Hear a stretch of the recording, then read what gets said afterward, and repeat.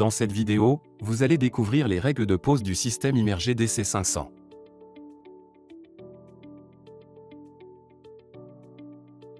Voici les différentes étapes d'installation des équipements.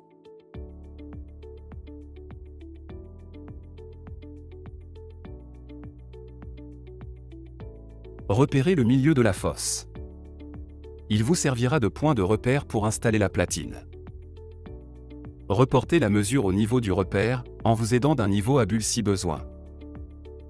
Vous pouvez installer la platine. Positionnez la flasque en vous aidant du repère.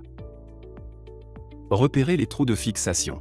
Pour compenser les efforts de la poussée d'Archimède sur les supports sur Arras, il faut mettre plus de points de fixation, côté intérieur du bassin, que côté extérieur du bassin.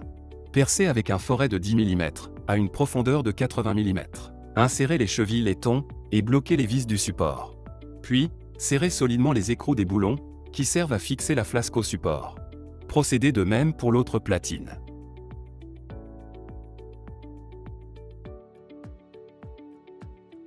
Positionnez le boîtier poutre. Celui-ci doit être, généralement, positionné à l'aplomb du mur de séparation, côté bassin, pour que ce dernier ne puisse servir de marche pour accéder au bassin. Effectuez vos repères pour les fixations. Pour compenser les efforts liés au poids de la poutre, il faut mettre plus de points de fixation, côté extérieur du bassin, que côté intérieur du bassin. Percez avec un foret de 10 mm, à une profondeur de 80 mm. Insérez les chevilles laiton, et bloquez les vis du support. Puis, serrez solidement les écrous des boulons, qui servent à fixer le boîtier de poutre au support. Procédez de même sur l'autre mur. Les boîtiers doivent être à l'aplomb du mur de séparation. La hauteur, séparant le bas du boîtier du haut du mur de séparation, doit être inférieure ou égale à 150 mm, pour satisfaire à la norme NFP 90-308. Il faut qu'il y ait un minimum de 40 mm, entre le bas de la poutre et le niveau d'eau, et un minimum de 50 mm entre le haut du mur de séparation et le niveau d'eau. Cela permet la bonne sortie des lames de la couverture, même en cas de variation du niveau d'eau.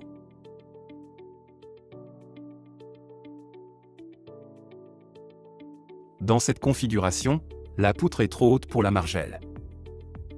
Une solution peut être d'utiliser une poutre de 80 mm pour descendre l'ensemble de 20 mm. Mais les poutres de 80 mm se limitant au bassin de moins de 5 mètres, la meilleure solution reste d'utiliser un boîtier grand modèle de 120 mm. Il abaissera la hauteur de la poutre de 20 mm.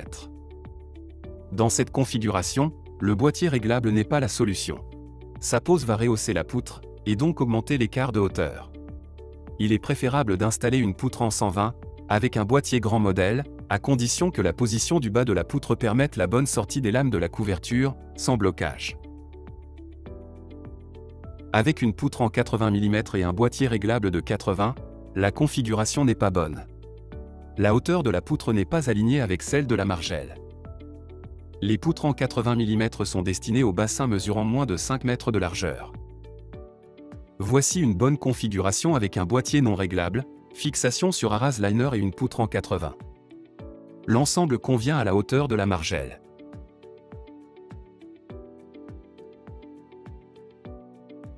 Dans cette configuration, la hauteur de la poutre dépasse celle de la margelle. Soit on installe des margelles plus hautes, soit on installe un boîtier poutre grand modèle.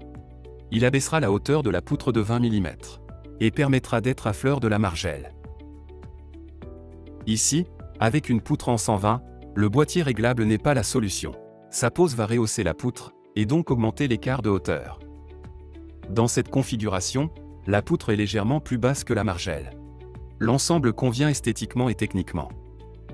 Dans cette configuration, d'une poutre en 80 réglable, en fixation sur Arras béton, la poutre est rehaussée au-dessus de la margelle. Le boîtier mural reste la solution permettant la plus parfaite mise à niveau de la poutre, par rapport à la margelle, ou en dessous du niveau de celle-ci. Elle a le désavantage de devoir percer le mur du bassin, mais toujours au-dessus du niveau d'eau. Dans cette démonstration, nous décrivons les étapes à respecter avec une préparation hors d'eau et à l'extérieur du bassin.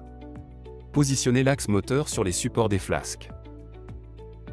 Placez la vis de blocage de l'axe moteur, et serrez son écrou. Introduisez la tige support dans le palier opposé moteur.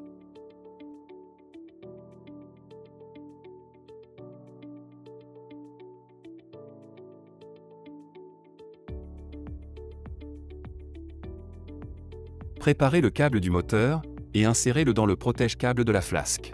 Afin de ne pas entamer la gaine de protection du câble moteur, il faut pousser le câble en bas du protège-câble, car en effet, le bas du protège-câble peut être coupant pour le câble moteur. Il ne faut pas tirer ce câble excessivement par le haut du protège-câble. Faites descendre tout le système préalablement équipé dans la fosse. Positionnez le volet à l'endroit où ont été réalisés les perçages pour les fixations des supports de flasque. Repérez les trous de fixation. Insérez les chevilles laiton et vissez la flasque solidement à son support. Voici un exemple d'installation. Dévissez la vis de blocage du moteur complètement pour pouvoir la glisser. Repérez la surface occupée par la bague. Ne pas la graisser, elle risquerait de glisser une fois immergée. Appliquez la graisse. Repositionnez l'axe à la position de façon à affleurer le moteur, et placez la bague immergée contre l'axe. Rebloquez la vis moteur en la vissant complètement. Positionnez la bague à quelques millimètres du palier. Et vissez-la.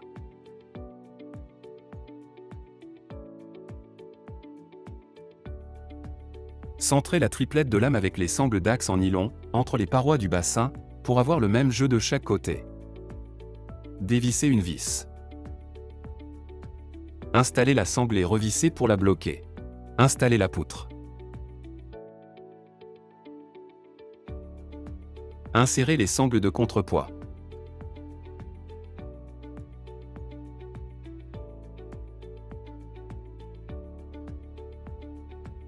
Placez le contrepoids dans les sangles et resserrez-les.